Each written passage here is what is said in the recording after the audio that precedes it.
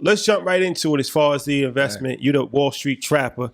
So obviously stock market is your game. Right. So anybody that's been investing, I feel like a lot of people came into stocks around this pandemic, and it's been a flush of new investors that started to come into the marketplace.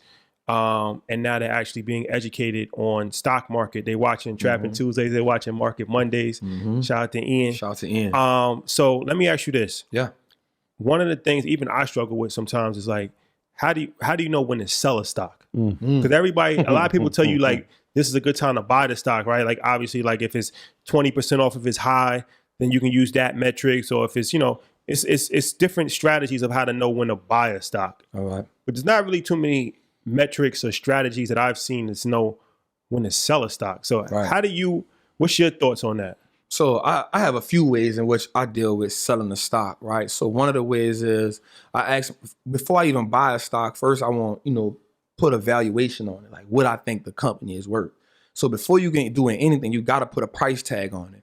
After you research the business, after you understand what it's worth, because if you don't know what it's worth, you don't know when to sell. You don't know when to buy. So you got to put that price tag on it. And that only comes from doing the fundamental research, right? Understanding the business. And so one of the things I like to tell myself is simple. Once it gets to 100% for me, now it's time for me to think about, do I have another business? Because I don't want to just sell. 100% profit? Yeah. I don't want to just sell and have the money sitting in my account. I think that's what most people do. Like, so you got to put a tag on it and then put a life expectancy on it. Like, what do I expect it to do in this time frame? And is it up a certain percentage in this time frame? So for me, the goal is already buy and hold 5 years, 10 years, 20 years. Like you have to have a life expectancy of it, how you want it to perform. And then I'm asking myself, well, in this time, if I'm up 100% or more, if I have another stock that I'm willing to invest in, that's why we should always be looking for new businesses.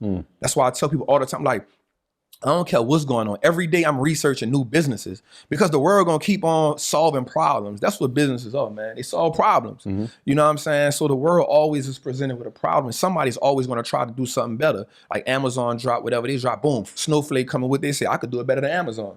You feel what I'm saying? So now I'm saying, okay, let me find different businesses that are solving different problems or doing things better than other businesses. Even Jeff Bezos said that. He said there's going to be a time where some businesses are going to come and do better than what I'm doing at what I'm doing, which is why he keeps on spreading the business out. So what I like to do is, again, put the lifetime span on it, whether it's a 5 year, 3 year, 2 year, 1 year, whatever that case may be. If I'm up 100% or more and I found another business that I like, I can take those profits and then put it in another business. So when you get to 100%, right, are you saying, like, are you taking a portion of the shares or are you completely leaving the position? Nah, so I want to stay in a position. Right? Because if it's up 100%, to me, that means it's still performing well. Like if the fundamentals are increasing, management is doing a great job, that's cool. I don't want to exit that position, right? So I can take some of those profits, which means selling some of those shares from people don't know, like, because I heard people ask me that, like, if I take profit, does that mean I'm selling some of the shares? Of course you are. Right. You know what I'm saying? So you'll sell some of those shares and you'll put it in a new business. And now you can start another position with those profits, which is ideal. You know what I'm saying? Another way for me to sell is if the business is not performing well. You know what I'm saying? So if I did the research on it, if I've evaluated the business, and also in evaluating the business, when you put a life expectancy on it, or a time span that you want to do it, you being intentional, right? And so you asking yourself, what is the growth rate of this business? So how would you calculate? Because this is something that even today in Dykeman, somebody came up to me and he was like, I know I should invest in good companies, but how do I know, how do I even find a good company? Like, do you have to like read newspapers? Like, how do you, like, what's your process to actually know, okay, like you said, you got to constantly find new businesses. Right. How do you constantly find new businesses? So an easy way for me, I still use the method like I did in prison, man. I just look at all them ticker symbols that's going down the bottom of CNBC. Like that's putting it on training wheels. That's without you having to even do anything.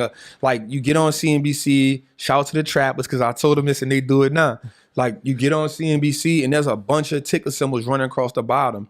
Ones that you don't know about that, like, damn, what is that? Write it down. Like, don't be scared to do that. And another thing is also, I just look at what's going on. Everything I'm buying or everything, I'm looking at it saying, who made this?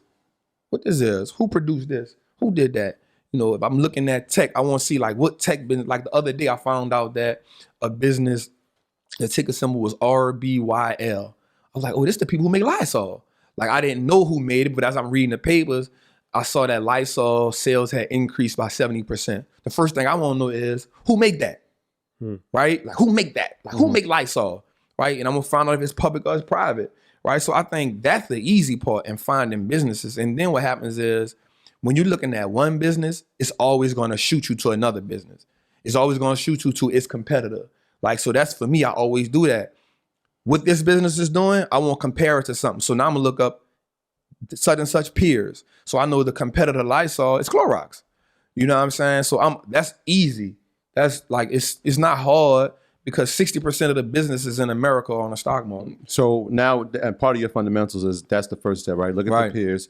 What else are we doing to make sure that this is a good company? Are we looking at, I know one of the things you love is no debt. But what are some other things that we're looking at when we're trying to figure out, yep, this is a good company? Moats. Ooh. Moats. Can I tell you when you said that last time? I always hear when you talk about moats. Well, I mean, we big Game of Thrones fans. So when we talk about moats, it makes me think of like when they was at Castle Black and it was like, yo, they can't get into the castle because the water's always around. Yeah. And so like, I'm like, oh, that's how I'm going to think about moats when you say it. That's exactly what it is. Can you talk about moats? So a moat is what protects a company from its competitors. Right. And so there's different kinds of moats. And that's another thing for me too. When I'm looking at a business, I actually told a guy that's at Dykeman today. He explained to me about a business he was looking at and he was like, they got a moat. And I was like, so what is the moat? And he was like, well, they the only person doing this in their field. And I said, ask yourself this question. Are they the only business that's doing it because they have an advantage? Like they have a patent on it, or did management find a way to where it will cost another business too much money to try to replicate that?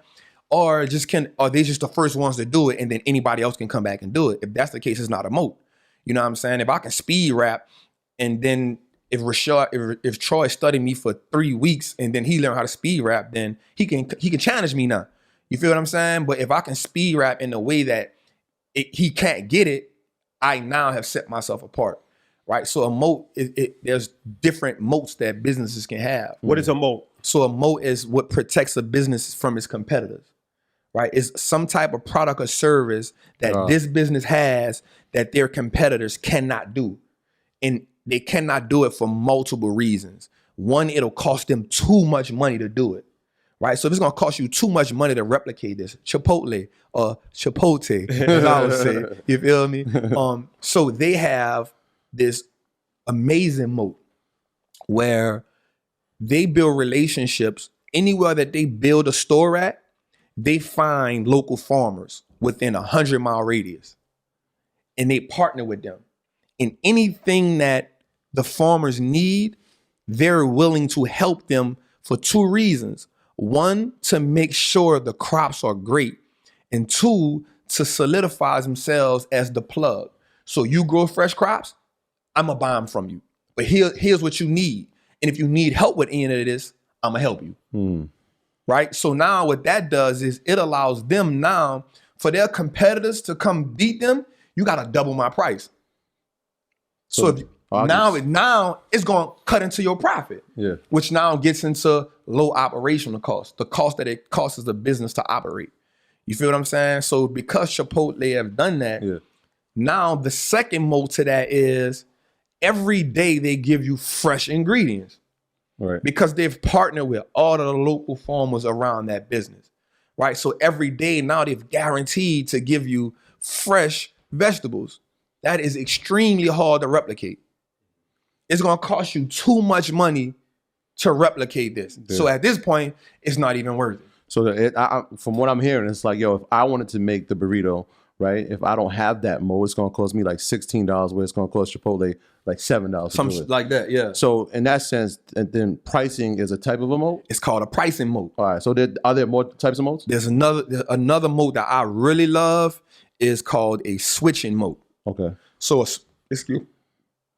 a switching moat is, so how hard, so example, let's think about this business called, let's just think about Apple. Let's just keep it simple. Mm-hmm. So most people who have iPhone, they also have MacBook Pros, or they'll have an Apple Watch, or they're in that Apple ecosystem, right? the chances of me switching from Apple to Android or any other type of phone is slim to none, because now I gotta switch all my information off the Apple cloud to somebody else's cloud. That's a switching mode. Or in business, a lot of businesses will do this. So let's say cybersecurity, right? So let's say a business has all of their, I'm using this cybersecurity business to protect all of my brands. It's extremely hard for me to switch from this cybersecurity company to another cybersecurity company because all of my information is stored here. It becomes a hassle. Whereas I can just let's work this out to see what the problem is and fix it. So switching modes are extremely great because nobody likes to switch. People love conveniences. Businesses are the same way. I don't have to go through all, now I gotta shut business down, I gotta lose money, or I gotta open my business now becomes vulnerable to something like cybersecurity is serious, which is why I love cybersecurity, right? So any brand that it becomes a hassle for another brand, for the business, for its customers or service to leave that brand to go to another brand, that's a switching mode. My graduates from my school being Forbes, bag drop. Bag drop. A mic drop, bag drop. Bag drop.